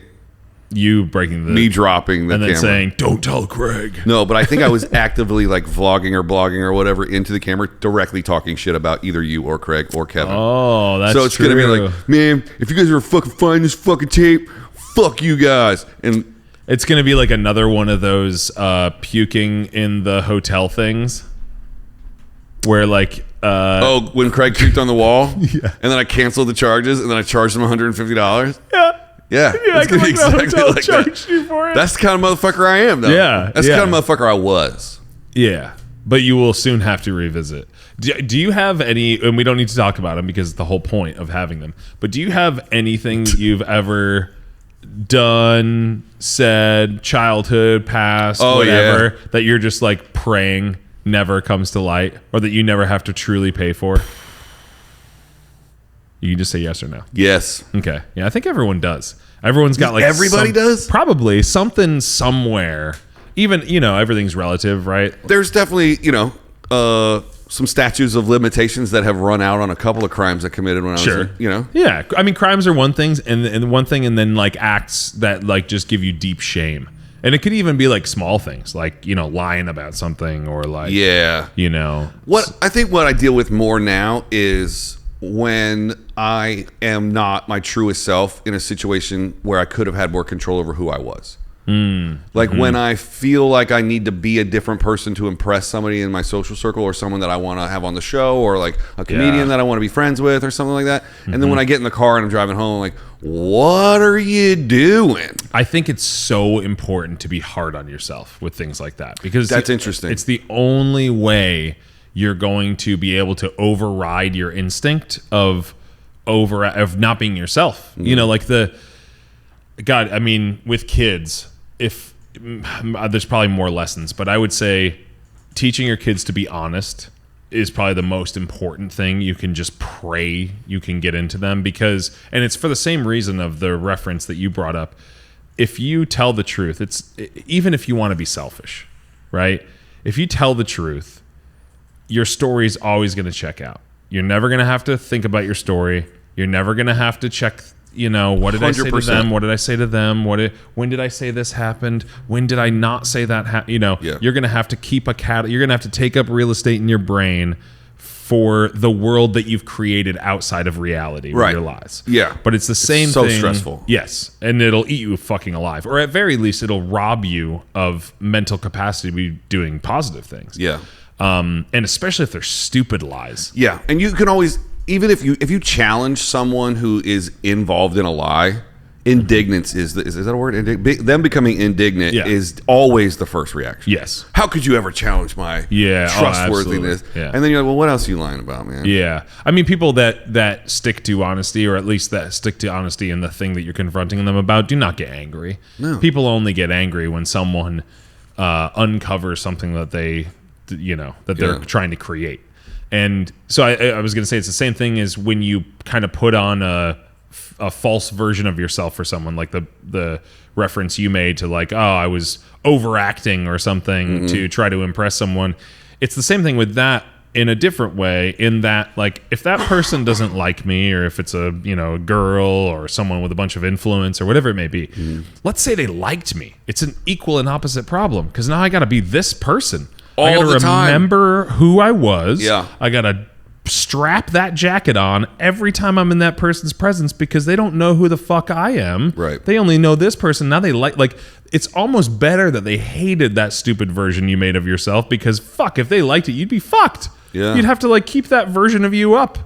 What if you marry this person? You got to be a different person every day for the rest of your life. Or what if that person wants to start a business with you? Now you got to like spend the next 20 years like being someone else. Yeah. Inevitably, you're gonna be that person sometimes. Yeah. Oh yeah. I mean, without like lots of practice, right? Yeah. So, for example, as we've clearly seen examples of tonight, you're very good at like stringing some words together because you have to talk to high-level operators in tech world all the time. So you have practiced that for 10 years, and you're really good at buzzwords and corporate talk, right? Obviously. Or coherence. Let's just say coherence. Oh, generally. Great. Let's just put a little cherry on top of that shit. Good at being coherent. Making my point for me, which is, learned behavior. Oh, yeah. Okay. Anything that you do repetitively, you're going to get more proficient at. Sure. 10,000 hours. We already talked about it. We did. Yeah. I mean, it's obviously important to know your strengths and your weaknesses. But I think it's also just important to know, like with the whole acting like someone other than myself thing, like, are you playing a game that has a prize that you actually want to win? Right. Does impressing this person as being someone else, what is the prize of that? I have a relationship with someone and they have a relationship with a character that I've created. Right. Is that a prize? No. Is it a prize that I want? It's definitely not. No. Right? Yeah. And I to my other point, the more you practice being your truest self and the more rewards that you get for being true to yourself. I mean, that's a definition of confidence, maybe. And it's risk reward, right? Yeah. I mean, confidence is such a tricky thing. Yeah. Because I was instilled with it from my parents or my caregivers early on in life. They're like, you can do whatever you want. And I believed them. And I just walked out in the world and I was like, my mommy told me I was special, so I must be special. Look out, everybody. Special boy coming through. Yep. And it just always kind of stuck with me. But I have a hard time, fourth stroke, I have a hard time relating to insecure people, even though I too have insecurities. Sure. Yes. I have that same problem. I mean, I had a great mother who was maybe too supportive, like to the degree that her support at some point was just like, okay. Yeah. I've been out in the world. I know I'm not that special, and you keep telling me I'm special. It is a little bit hollow. Nobody this point, else out there is saying you. what you're saying, yeah, Mom. Yeah, exactly. So I mean, I think it's a very valuable thing, and I fucking love her for so many things. That as well. I think it's a wonderful quality to have as a parent. But at some point, it's not going to mean anything in the outside world. Once you get faced with the reality that no one gives a fuck about you. Yeah. I mean, I approach my children, I try to encourage them as much as I can. I try to love the fuck out of them as much as I can and make them feel loved and make them feel valued, make them feel like if they're ever feeling alone or sad, I can bring the love, I can bring the meaning, I can bring, a sense of home and content to them. But I also have a rule with my kids. Anything that they do that annoys me, I flip the fuck out on them, because I am their dad. If it annoys me, it's going to annoy everyone else way before it annoys me. You think so? So part of my job is to not let shit slide. Part of my job is when they're annoying me, I tell them exactly why, and I tell them to cut it out, because I don't want them going out into the world with any kind of sense that people are going to stand for them being annoying.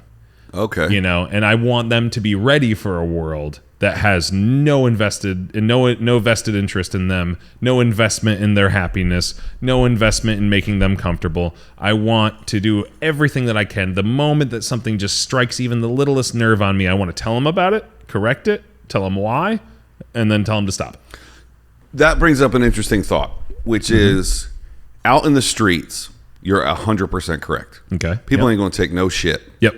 But then a corporate structure, once they get a job, the corporate structure is expected to accept them as they are and mold around. To some degree, yeah. To some degree. So are you saying I am preparing them for the streets, but they don't actually need to be that prepared? They can be a bit more themselves and take a bit more liberty because of the day and age and all. No, I 100% think you're doing the right thing, because nobody likes somebody that's on their phone in the movie theater, right? Or like whatever, like social shit where it's like, hey, exactly this is where we don't talk, this is where we don't fart, blah blah, whatever. Don't fart in an elevator, blah blah blah. You're doing the right thing, but also being in the business world, like, is it not some kind of dichotomy of going like, well, I'm training them for this, but they're going to end up stuck in one of these?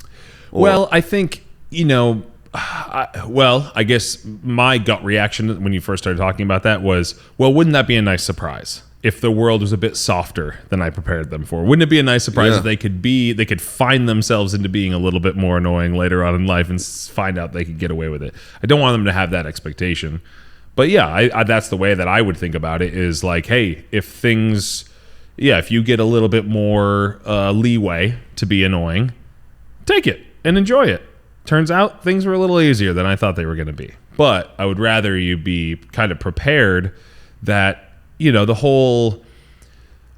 going down a fucking rabbit hole here, but the whole idea of liberty is an interesting thing, right? For me to be free and for you to be free, I can't scream at the top of my lungs here, right? Because I'm infringing on your life and lifestyle in the way that you would like to live it. You would like to live it in calm and silence and at a reasonable indoor speaking voice. So for you to be free, I cannot be free. And the opposite is true, right? We have to sacrifice some of our own liberties for the greater liberties of all, to allow liberty for others, right?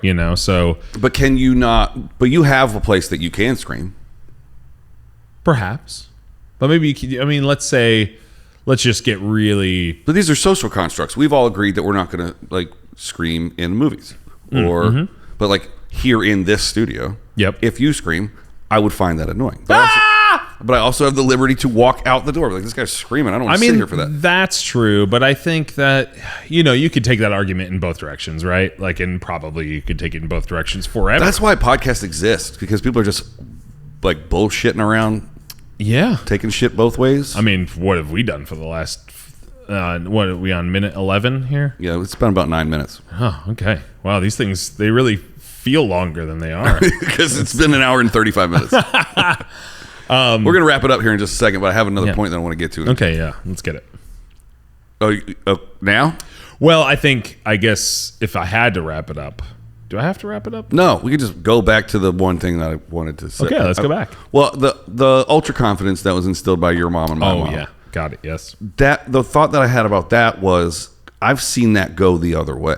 Absolutely. So I got a handful of examples that I'd hate to say out loud. Yeah. Overparenting for me made me demand independence. Yes. I've seen overparenting for other people go, rob them of their, yeah. Well, why aren't you paying my fucking rent, Mom? I'm only 37. It's so tough too, right? Because you could blame that on the person, the recipient of the overconfidence. You could blame that on the givers of it. You could say, hey, you coddled them too much. You turned from a trying to help them out and you turned it into an enabler, and you weren't able to have the presence of mind to recognize when that transitioned, you know, because you can let someone crash on your couch for a week, and that's a fucking stand-up thing to do. You let them crash on your couch for 6 months, you're part of their regression. Yeah. You know, you're a party to their life turning to shit. Yeah.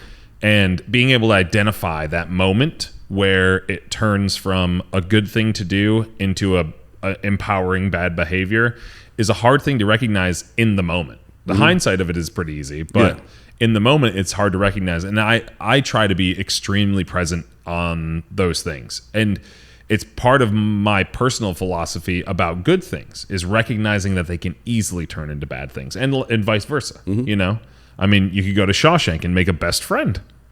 Yep. Wow. But it's so easy for good things to turn into bad things, right? 90% of lottery winners go back to their previous quality of life within 3 years or 4 years or whatever the hell it is.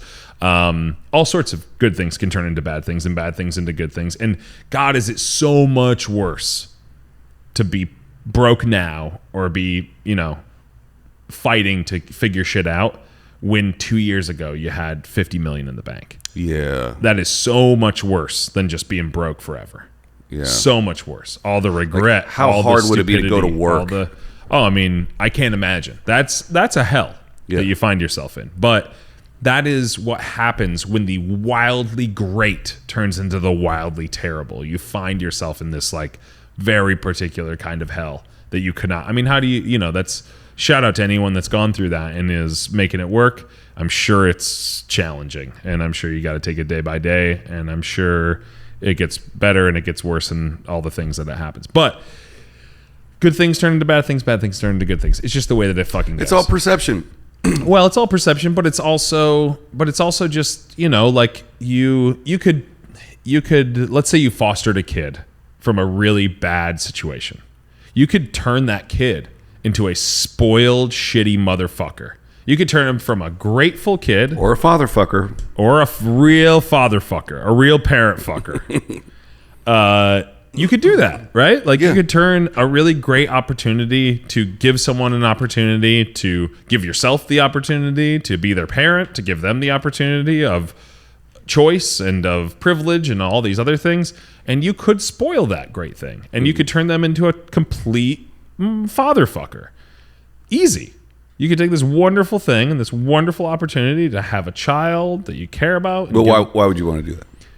Or it would be unintentional. It would be unintentional. You wouldn't know until later. You would say, God, I fucking love this kid, and I just wanted to give him every opportunity, and then they turn into a fucking piece of shit. I mean, no parent goes into the game of making their kid overconfident, spoiling the fuck out of him, giving him all these opportunities, saying, boy, I hope he still lives in my house when he's 35 and he's a total prick. Yeah. And he calls me a dick and a shithead and my wife a bitch, and he's 35 and we've spent our whole lives just trying to give him every opportunity. Just loving this unlovable thing. That is not what they're thinking when they're coming out of the delivery room holding that beautiful kid in their arms. It all happens on accident, but it is, you know, it's why it's so important to have a presence of mind and do your best to understand human nature. Because it's your own nature, it's your children's nature, it's your friend's nature, it's, you know, and it's not rules, and there's exceptions, but I think that, you know, you just got to be fucking aware as you can, because hindsight is very clear, and it's such a fucking shame that it is, because it's so much easy. You have so much clarity on your regrets. Yeah, and God. So little clarity on the things you can control. Yeah. You know? Yeah, and it's interesting how perception shifts, too, because... as you become as you grow older and you become more successful, your definition of success shifts as well. Oh yeah, absolutely. And as you're putting in those 10,000 hours, you're like, well, I'm not on hour 1 anymore, but I'm not at hour 10,000 either. Mm-hmm. So you're always looking for those improvements. Yep. And very, very rarely do I give myself I'm very grateful. I'm very, very grateful. I have a spirit of gratitude all the time for the opportunities that I've been afforded in my life. Likewise, yeah. But I am always pushing for more. Mm-hmm. I just want to see how far the rabbit hole can go. Absolutely. I mean, I think you have to have an understanding that whether you're talking about the metaphor of holes or mountains, it's an endless hole, or it's just a series of false summits. Mm-hmm. Like there isn't a top to this. There isn't a bottom to this. You know, it is. Because I've defined mountaintops for myself. Like, if I can attain this much wealth, I'm out. You'll never see me again. But that's just base camp. And that's also bullshit, because the people that I hang out with now are the people that I want to hang out with when I hit that goal. Mm-hmm. And it won't be any different. Yeah. You've attained a lot. You've achieved a lot for as young as you are. Well, thank you. But like, let's say in my head right now, if I had $4 million, I could retire. Mm-hmm. I'm semi-fucking retired now. Mm-hmm. You know? Sure. I mean, like, I would still probably AD a little bit, and I would do my podcast. Yeah, likewise. I'd still hang out with you guys. Yeah. Like, it's just in my head. I've got like, 4 million. I'm fucking hitting. I'm out. You know, I wonder what you think. I think we can both agree that there isn't a goal. Like, you shouldn't really have a goal. You should have goals. Yeah. You know, because it's always going to. Nothing's ever going to. You're going to be like, cool. Yeah. Now margaritas forever. Yeah. It just that isn't just. It just isn't the way that life works. At least as far as I can tell. Because once you achieve something, you're like, well, that was achievable. Yeah, right. What else is? What else is achievable? Yes. Yeah. I mean, content is probably something I'd never want to be. I think it's something of a curse, probably, to feel like fully content. At least it would be for me, because I would feel. Maybe I wouldn't. Maybe it's my whole problem is that I can't be content. But part of the thing that drives me is that I can't be content. I would argue that I lean on like towards the problem side of it, because I think for like just one little respite, it would be nice to just go, this is nice. This is fun. Yeah. And I think there's a difference between being grateful for the opportunities you've been afforded and also feeling like it's not enough yet. And it's not a greed thing. I don't think it's greed. I think it's just, for me, and I've talked about this a couple times on the show, it's just as the show grows, it's not about like, look how many people watch my fucking show. It's, I work really hard on this show and I'm glad people are watching it. Yeah. I mean, what do you like?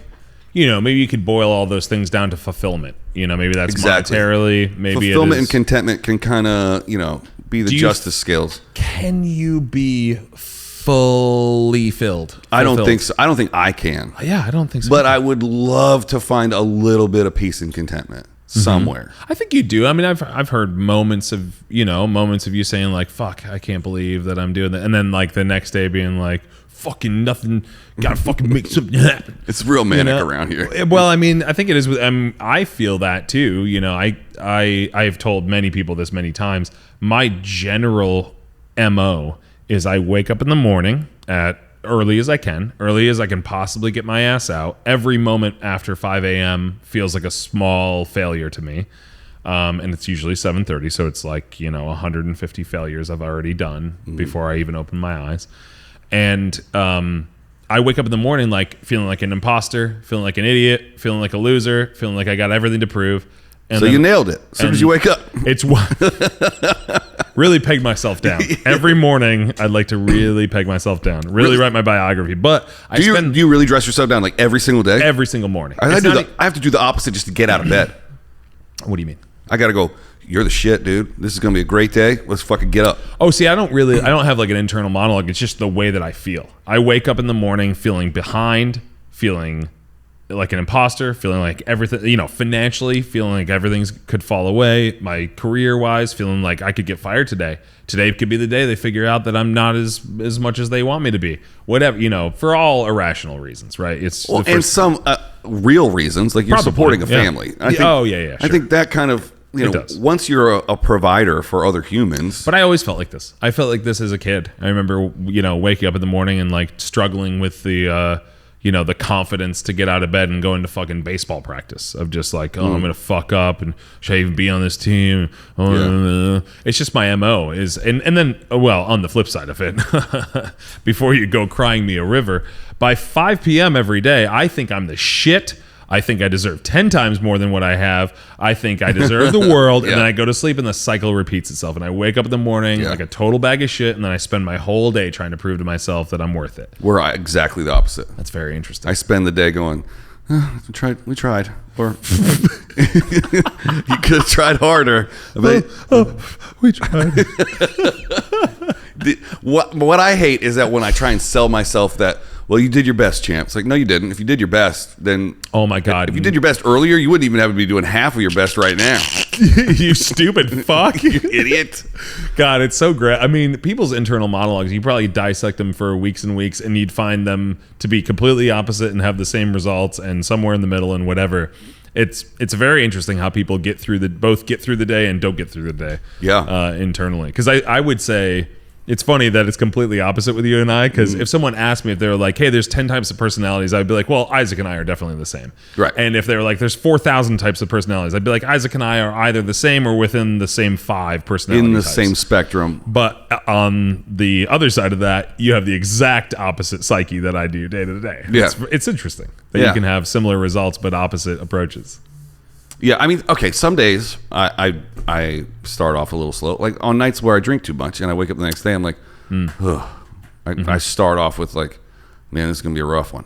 Like, oh, I drank too much last night and now I got to I just put a modifier on today's challenges. So now everything's going to be a little slower and I got to fucking step up a little harder. And I mean, that's a reason. I think it's the reason probably most people wake up early in the morning. It's the reason I do. Like when I'm going out with friends and we're like doing all sorts of shit that, I mean, like putting things in our body, not like I'm going out and, going nuts and getting dirty like I'm not married.